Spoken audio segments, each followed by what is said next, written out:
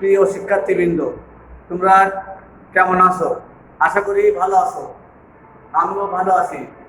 COVID-19 corona ভাইরাসে যখন বিশ্বব্যাপী সমগ্র শিক্ষা ব্যবস্থা বিপদস্ত, তখন কীভাবে শিক্ষা ব্যবস্থাকে সচল করা যায় সেই সম্পর্কে বিশ্বব্যাপী একটা সিদ্ধান্ত নিয়ে সারা বাংলাদেশে আমাদের গণপ্রজাতন্ত্রী বাংলাদেশ সরকারের মাননীয় প্রধানমন্ত্রী এবং মাননীয় শিক্ষামন্ত্রীর আন্তরিক সহযোগিতায় অনলাইন শিক্ষা ব্যবস্থা চালিয়েছে। সেই আহ্বানে ছাড়া দিয়ে মনিরামপুর মহিলা ডিগ্রি কলেজ অনলাইন শিক্ষা ব্যবস্থা চালু করেছে। প্রিয় শিক্ষার্থীবৃন্দ, আমি তোমাদের সামনে আজকে 2020 এবং 2021 শিক্ষাবর্ষের সমাজকর্ম প্রথম অধ্যায় সমাজকর্ম সংজ্ঞা, সমাজকর্মের লক্ষ্য উদ্দেশ্য, এই সমস্ত বিষয় নিয়ে আলোচনা করব। প্রিয় শিক্ষার্থীবৃন্দ, আমরা প্রথম আলোচনা করব যে সমাজকর্ম ধারণা সম্পর্কে আলোচনা করবে। আমাদের একটু ধারণা নেওয়া উচিত যে সমাজকর্ম এবং সমাজ কল্যাণ সম্পর্কে মানুষ অনেক সময় ভিন্ন মত পোষণ করে। সমাজ কল্যাণ ও সমাজকর্ম অনেক সময় অনেক ক্ষেত্রে এটা একই অর্থে ব্যবহৃত হয়। প্রকৃতপক্ষে সমাজ কল্যাণ সমাজকর্মের পার্থক্য রয়েছে। সমাজের লক্ষ্য অর্জনের যে বৈজ্ঞানিক প্রক্রিয়া, মানব কল্যাণের সামগ্রিক কল্যাণ সাধনের যে বিজ্ঞান ভিত্তিক প্রক্রিয়া, যে সাহায্যকারী পেশা, সেটা হচ্ছে সমাজকর্ম। শিল্প বিপ্লবোত্তর সমাজ জটিল সমাজের বহুমুখী আত্মসামাজিক, পারস্পরিক এবং মনস্তাত্ত্বিক সমস্যা সমাধানে এবং সমস্যা সমাধানগুলোকে যুগোপযোগী বিজ্ঞানসম্মত উপায়ে সমস্যা সমাধান করার নির্লাস যে ফলশ্রুতি, এটাকে বলা হয় সমাজকর্ম। সমাজকর্ম অন্যভাবে বলা যায়, আমরা সমাজকর্ম বলতে বুঝি সাধারণভাবে মানব কল্যাণের যে বিজ্ঞানসম্মত উপায়ে সমাজের যে কল্যাণ সাধনের প্রক্রিয়া, এটাকে বলা হয় সমাজকর্ম। আরেকটু বিস্তারিতভাবে বলা যায়, সমাজকর্ম বলতে আমরা বুঝি যে সমাজকর্ম এমন একটি সাহায্যকারী পেশা যা মানুষকে এমনভাবে সহায়তা করে যাতে তারা নিজেদের কাজ, নিজেদের সমস্যা নিজেরাই সমাধান করতে পারে। সমাজকর্ম পেশা হিসেবে নবীন ও গতিশীল বিদায় সমাজকর্ম সম্পর্কে সর্বজনীন সংজ্ঞা প্রদান করা সম্ভব না। সর্বোপরি বিভিন্ন মনীষী সমাজকর্ম সম্পর্কে বিভিন্ন সংজ্ঞা প্রদান করেছেন। আমি সেই সমস্ত সমাজ বিজ্ঞান থেকে আমি তোমাদের দু একটা মনীষীর সংজ্ঞা আমি আলোচনা করছি। বিশিষ্ট সমাজবিজ্ঞানী জি উইলসন সমাজকর্মের সংজ্ঞা প্রদান করেছেন, it is an organised activity of all people for all people, অর্থাৎ সমাজকর্ম সকল মানুষের কল্যাণ সাধনের জন্য সকল মানুষের সুসংগঠিত প্রচেষ্টা। সমাজকর্মের সম্পর্কে সবচেয়ে গ্রহণযোগ্য সংজ্ঞা প্রদান করেছেন সমাজকর্মের জনক বলা হয় আমেরিকার বার্কলে বিশ্ববিদ্যালয়ের প্রখ্যাত সমাজকর্ম বিশারদ অধ্যাপক ওয়াল্টার ফ্রিডল্যান্ডার বলেছেন যে সমাজকর্ম এমন একটি বিজ্ঞান, কলা ও পেশা যা সমস্যাগ্রস্ত ব্যক্তি, দল ও সমাজকে এমনভাবে সহায়তা করে যাতে তারা তাদের নিজস্ব সমস্যা নিজের সম্পাদের মাধ্যমে, সৎ ব্যবহারের মাধ্যমে সমাধান করে তারা সন্তোষজনকভাবে সামাজিক জীবনযাপনে লাভে সহায়তা করতে পারে। এই ছিল সমাজকর্মের সংজ্ঞা। এখন আমি যে বিষয়ে আলোচনা করছি যে সমাজকর্ম লক্ষ্য উদ্দেশ্য। সমাজকর্মের সংজ্ঞা আলোচনা করলে আমরা সমাজকর্ম লক্ষ্য উদ্দেশ্য সম্পর্কে ধারণা পেতে পারি। সমাজকর্মের যে বিষয়গুলো আছে, বিভিন্ন মনীষীর সংজ্ঞা, ওনারা যে সংজ্ঞা প্রদান করেছেন, এই সমস্ত সংজ্ঞাগুলো বিশ্লেষণ করে আমরা সমাজকর্ম সম্পর্কে যে ধারণা, যে লক্ষ্য উদ্দেশ্যগুলো অ্যানালাইসিস করতে পারি। যে লক্ষ্য উদ্দেশ্যগুলো আমরা এখানে পাই সেগুলো আছে। আর প্রথম পয়েন্ট আছে মানব জীবনের সামগ্রিক কল্যাণ। মানব জীবনের সামগ্রিক কল্যাণ সাধন এটা সমাজকর্মের একটি অন্যতম লক্ষ্য উদ্দেশ্য। সমাজকর্ম কোনো ব্যক্তি বা বিশেষের কল্যাণ সাধনে ব্রতী হয় না। সমাজকর্ম অন্যান্য পেশার মতো, চিকিৎসা, আইন, এই সমস্ত পেশার মতো তাদের পেশার প্রতি কোনো ব্যক্তি বিশেষের প্রতি গুরুত্ব দেয় না। সমাজকর্ম সবসময় সমাজের মানুষের সামগ্রিক দিক, সামগ্রিক কল্যাণ, এই কল্যাণটা কীভাবে করা যায়, কীভাবে মানুষের জীবনে সামগ্রিক কল্যাণ সাধন হয়, সেদিকে সবসময় সমাজ কল্যাণ সর্বদাই সচেষ্ট, সর্বদাই মানব কল্যাণে নিয়োজিত। দ্বিতীয় পয়েন্ট আছে স্বাবলম্বন অর্জনে সহায়তা করা। স্বাবলম্বন অর্জনে সহায়তা করা, এটা সমাজকর্মের একটি বিশেষ লক্ষ্য ও উদ্দেশ্য। সমাজকর্ম সবসময় চায় যে মানুষকে স্বাবলম্বী কিভাবে অর্জন করা যায়, মানুষ কিভাবে নিজের পায়ে দাঁড়ায় আত্মনির্ভরশীল হতে পারে, আত্মনির্ভরশীল হয়ে নিজের পায়ে দাঁড়াতে পারে। এই আত্মনির্ভরশীলতা অর্জনের মাধ্যমে সমাজকর্ম মানুষকে স্বাবলম্বন অর্জনে সহায়তা করে।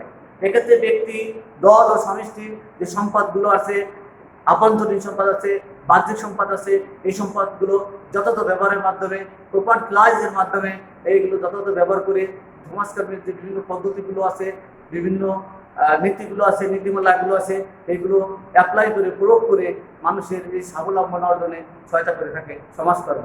এদিক দিয়ে সমাজকর্ম একটি বিজ্ঞান ভিত্তিক সাহায্যকারী পেশা। 3 নম্বর আছে সুপ্ত প্রতিভার বিকাশ। সুপ্ত প্রতিভার বিকাশ সাধারণত একটি সমাজকর্মের একটি গুরুত্বপূর্ণ লক্ষ্য উদ্দেশ্য। প্রত্যেকটা মানুষের ভিতরে কোনো না কোনো প্রতিভা সুপ্ত অবস্থায় থাকে। এটা সমাজকর্ম বিশ্বাস করে, আমরা বিশ্বাস করি প্রত্যেকটা মানুষ একটা সম্পদ, কিন্তু উপযুক্ত পরিবেশের এবং উপযুক্ত অবস্থার অভাবে সেই মানুষের যে প্রতিভাগুলো এইগুলো বিকশিত হয় না।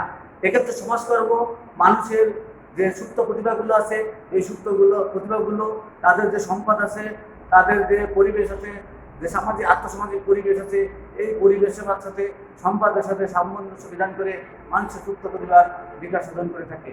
এটি সমাজকর্মের একটি অন্যতম লক্ষ্য উদ্দেশ্য। সম্পদের 4 নম্বর পয়েন্ট আছে সম্পদের সদ্ব্যবহার। প্রিয় শিক্ষার্থীবৃন্দ, সম্পদের সদ্ব্যবহার, এটা বলে প্রপার ইউটিলাইজেশন অফ রিসোর্সেস। সম্পদের সদ্ব্যবহার, আমরা জানি আমরা সামাজিক জীব, মানুষ সমাজে বাস করে, মানুষের চাহিদা অসীম, সম্পদ সীমিত। কিভাবে এই তৃতীয় বিশ্বের একটি উন্নয়নশীল দেশে আমরা বাস করি, এই বিরাট অধ্যুষিত জনগোষ্ঠীকে কিভাবে এই স্বল্প সম্পদের মাধ্যমে, স্বল্প সম্পদের সদ্ব্যবহার করে আমরা এই বিপুল জনগোষ্ঠীর বিভিন্ন কর্মসূচির মাধ্যমে, আর্থসামাজিক উন্নয়নের মাধ্যমে যদি আমরা সম্পদের সদ্ব্যবহারের মাধ্যমে তাদেরকে স্বাবলম্বী জীবনযাপনের ক্ষেত্রে সমাজকর্ম সবসময় সর্বদা সেবায় নিয়োজিত। 5ম পয়েন্ট আছে মৌল মানবিক চাহিদা পূরণ। মৌলিক চাহিদা পূরণ সমাজকর্মের একটি অন্যতম গুরুত্বপূর্ণ লক্ষ্য উদ্দেশ্য। আমরা জানি যে সমাজে বসবাস করার জন্য যে চাহিদাগুলো পূরণ করা একান্তই অপরিহার্য, যেটা ছাড়া সমাজে মানুষ বসবাস করতে পারে না। মানুষের জীবন ধারণ অসম্ভব, মানুষের দৈহিক বৃদ্ধি, মানুষের শরীরের শক্তি উৎপাদন, তাপ উৎপাদন, এই জন্য মৌলিক চাহিদা পূরণ করা অপরিহার্য। এই মৌলিক চাহিদা যদি পূরণ না হয়, তাহলে আমাদের সমাজে বিভিন্ন রকম আর্থসামাজিক সমস্যাগুলো দেখা যায়, যার ফলে আমাদের সমাজের বাঞ্ছিত পরিবেশ, স্বাভাবিক জীবনযাপন বিঘ্নিত হয়। এই ক্ষেত্রে আমাদের সমাজকর্ম বিভিন্ন সম্পদের, যে মানুষের আভ্যন্তরীণ সম্পদ আছে, বাহ্যিক সম্পদ আছে এবং ব্যক্তির ভিতরে সুপ্ত প্রতিভাগুলো আছে, এগুলোর ভিতরে সমন্বয় সাধন করে, সামঞ্জস্য বিধান করে, সম্পদের সদ্ব্যবহার করে মানুষের কল্যাণ সাধনে ভর্তি হয়। এইটা সমাজকর্মের একটি বিশেষ লক্ষ্য উদ্দেশ্য। 6ম পয়েন্ট আছে বহুমুখী সমস্যা সমাধান। বহুমুখী সমস্যা সমাধান সমাজকর্মে একটি বিজ্ঞান ভিত্তিক সাহায্যকারী পেশা। এখানে আমাদের সমাজে বিভিন্ন রকম আর্থসামাজিক, মনস্তাত্ত্বিক বিভিন্ন রকম সমস্যাগুলো আছে। এই সমস্যাগুলো সমাধানের জন্য আমরা গ্রামীণ সমাজসেবা, শহর সমাজসেবা, এইভাবে নারী কল্যাণ, শিশু কল্যাণ, বৃদ্ধ কল্যাণ, বিভিন্ন রকম সামাজিক নিরাপত্তা বেষ্টনী, এই সমস্ত কর্মসূচির মাধ্যমে আমরা মানুষের সমাজকর্ম এই বহুমুখী সমস্যাগুলো সমাধান করে থাকে। এইভাবে মানুষের বহুমুখী সমস্যা সমাধানের মাধ্যমে সমাজকর্ম মানুষের কল্যাণ সাধনে ব্রত হয়। 7ম পয়েন্ট হচ্ছে জন অংশগ্রহণ। সমাজকর্ম বিশ্বাস করে যে কোনো কর্মসূচির সফলতা নির্ভর করে স্থানীয় জনগণের অংশগ্রহণের উপর। আমাদের কর্মসূচি আছে কিন্তু জন অংশগ্রহণ নাই। জনগণ অংশগ্রহণ ছাড়া, পিপুলস পার্টিসিপেশন ছাড়া কোনোই কর্মসূচির সফলতা আলো দেখতে পারে না, সফলতার মুখ দেখতে পায় না। আমরা এক্ষেত্রে যখন সমাজকর্ম যখন কোনো কর্মসূচি গ্রহণ করে, কোনো গ্রামীণ কর্মসূচি, শহর কর্মসূচি, বিভিন্ন কর্মসূচিগুলো গ্রহণ করে, তখন সমাজকর্মীদের মাধ্যমে যে লোকাল লিডারশিপ আছে, স্থানীয় জনপ্রতিনিধি আছে, স্থানীয় জনপ্রতিনিধির মাধ্যমে, চেয়ারম্যান মেম্বারের মাধ্যমে, অংশগ্রহণের মাধ্যমে, সমাজের কর্মসূচিগুলো জন অংশগ্রহণের মাধ্যমে, কর্মসূচি বাস্তবায়নের মাধ্যমে জনসাধারণের কল্যাণ সাধনে সর্বদা নিয়োজিত। সার্বজনীন কল্যাণ সাধন।